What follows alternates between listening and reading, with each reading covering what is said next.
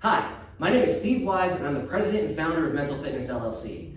In addition to that, I'm also an NASM certified personal trainer and certified nutrition coach. And today I'm here to teach you about bands. Now, resistance bands are great for somebody just getting started. You don't need a lot of space, you don't need a lot of experience, and you don't need a lot of money. What you do need is a package from Amazon. What they're gonna give you is these 6 hooks right here. I put them in studs. There's a stud here and a stud here. I believe they're 32 inches apart. And we got a set of 2 high, a set of 2 medium, and a set of 2 low. Now, you get that, you drill them in, pretty simple, and you get the bands. Now, I'm only going to demonstrate one band, but typically band packages come with 3 various bands, and they have different resistances, from light to strongest. The black one I'm going to use to demonstrate things today happens to be the strongest. However, it doesn't mean you have to start there. All in, it's maybe like 60, 70 bucks to get the hooks and the bands. We're not talking about a huge investment. All you need is a place where you can drill into a stud, and I'm going to show you how to get a really quality full body workout.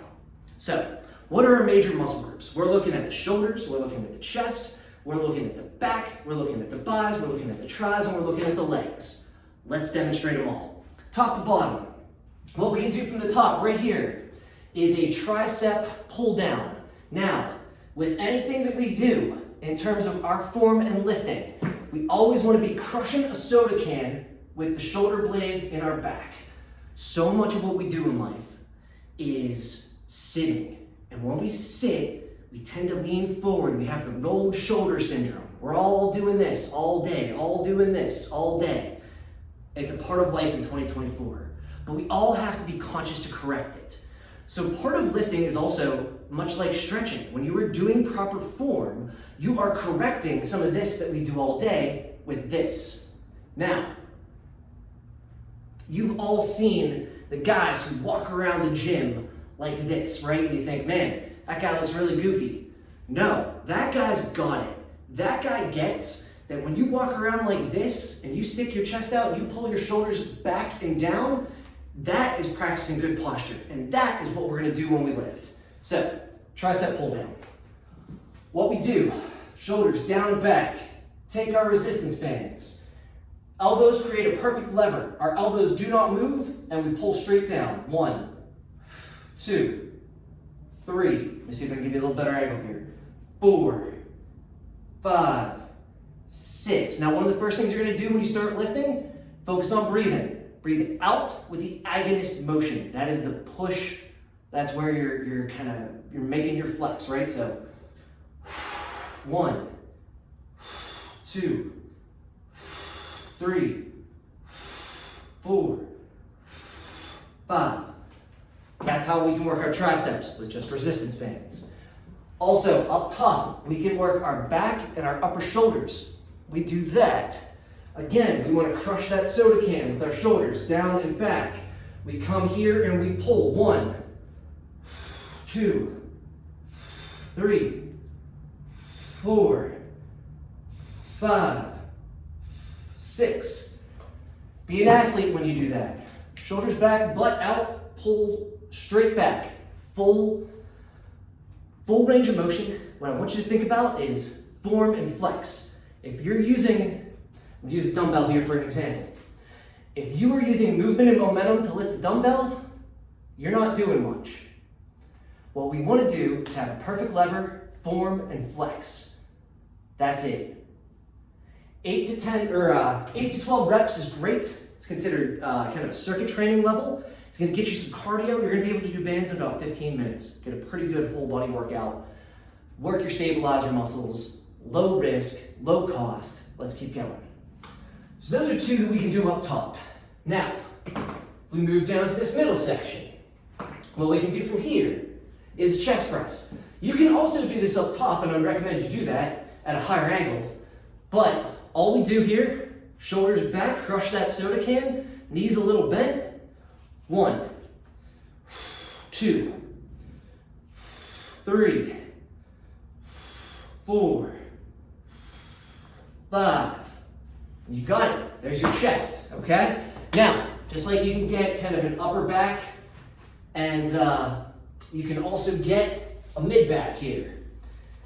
This is a row, okay? All we're doing is crushing the soda can. 1, 2, 3, 4, 5, and you got another back exercise there. So there's 2 you can do in the middle section. Now, let's take it down 1. We've hit tries, we've hit back, we've hit chest. Let's hit our biceps, right? Remember what I was talking about when I use the dumbbell, when you do bicep curls. I try to demonstrate this on video as best I can here, kind of an odd angle, but it's all right. Perfect lever. 1, 2, 3, 4. All form and flex, none of this movement and momentum stuff. So when we're doing this with bands, we're crushing the soda can, shoulders back and down. 1, 2, 3, 4. You got it. Now, if we're going to hit the chest, the pectorals, we also want to hit the lower part of the chest. What you can do for that, you come out here, right there. 1, 2, 3, 4, 5. Oops, I caught my pants. 5, 6, 7. You got it. So, with bands alone, right there, we hit triceps, we hit upper back and upper shoulder, we hit mid back, we hit chest, we hit lower chest, we hit biceps. And one final thing you can do here. Now, bands are cool. When I was doing, might not be able to see it on film, but when I was doing that chest, I had both bands here. Like I said, I'm using the heaviest resistance band right now. However, if you want to lighten the resistance without changing bands, just switch it over to one hook, okay? So that's what I'm gonna do right now. I'm gonna switch it over to one hook for shoulder press. And what I'm gonna do is I'm gonna do a shoulder press just like this, one hook. 1, 2, shoulders down, back, crush that soda can. 3, nothing else in my body moves except my arms going up. 4, 5, 6, remember to breathe with the out. 7, 8, 9, right? You want to get another shoulder workout? You can take this band and pull up like this, right? That's another good one you can do at the bottom. It's a shoulder workout. It's a little hard to demonstrate. Here, I think I can switch sides, show you for the film. This isn't quite perfect, but pull up, get them shoulders, okay? Work those traps, catch those mice. Traps are right here, okay? You can do other things too. You want to work your rotator cuff. When we try to get big, we lift a lot of big muscles. We forget that our shoulder's made up of all small muscles. People who lift a lot don't just lift heavy. You only see that on Instagram. They lift smart and they lift small. You can do some shoulder stuff right here, okay? Ideally, actually, I'm going to do it ideally. Why not demonstrate it right? Get a little towel for some stabilization. You can use a tennis ball too, right? And you can do some rotator cuff. 1, 2, 3, 4, 5. Anything you do, you want to do on both sides. Build evenly. Breathe. 1, 2, 3, 4, 5. So there's a lot you can do with bands, all right? And that's probably just a start. I'm not even covering it. When you get the bands, they tend to come with exercise suggestions, or you get the hooks, they tend to come with exercise suggestions. Now, let's say you want to take this one step further, because so far, we've hit tries, buys, shoulders, back. We're missing lower back, legs, and abs. So, we want to invest just a little bit more. 2 investments I love are in this bad boy, which is called a BOSI ball, which stands for both sides up. Now, I might have to move the camera here a little bit, so bear with me. But why I love me a good BOSI ball is because it lets you do sit-ups that go beyond 90. So let me go back in this corner as much as possible here, try not to hit my head. When you're doing a sit-up, if you do it on the ground and you do it on the ground and you don't have the BOSI ball, you go to 90. That's it. 90 and up, 90 and up, 90 and up. Not bad, but when you do that, you're only targeting the lower abs. If you go beyond 90 with the BOSI ball, it's curved, it makes you go beyond 90, you activate those lower abs a little bit more, which is why I love it. So, when we hit the BOSI ball, feet down, arms crossed, 1, 2, 3, 4, 5, 6. You're gonna get a lot more of that lower ab. A lot of guys who have lower back problems, the reason they got lower back problems, they carry too much here. You strengthen here, you strengthen this. A lot of guys who have neck pain, shoulder pain, guys and gals for that matter, we're slouched all day. We gotta be here. It's how humans were meant to stand. It seems goofy, but this is healthy. This is counteracting this. You do this all the time, you get good at it. As we age, it gets harder to hold ourselves up. That's why you see older people like this. This is part of the aging process. We want to combat that, okay? So, we got some abs, tris, bis, chest. Let's do some legs. Now, 3 exercises I like for legs. 1 is a lunge. A lunge is simply where you are standing with 2 feet together. Let's see, I'm gonna back up here a little bit for the camera. You stand with 2 feet together, 1 foot out, down, touch the knee, 1, 2, 3. You can even think about your posture when you're doing this. 4, 5. Now, one thing this does is when you are doing this, you are working your quad right here, because that's what you're pushing off with, okay? You're working them quads. That's great. When you're doing this, also as we age, balance gets harder. It's just a fact of life. When people age, one of the biggest risks is falls. We don't want that. We want to be well balanced all throughout our lives. So, what lunges are going to do is help you maintain good balance throughout your life. Another thing you can do is an air squat. Air squats. If you want, you can have a seat, basically athletic stance, knees bent, just like you were touching your butt on a seat. Pop back up, right? You can practice good form here too. Down, up. Remember to breathe. When you start lifting, breathing is one of the first things you want to think about. You work those air squats.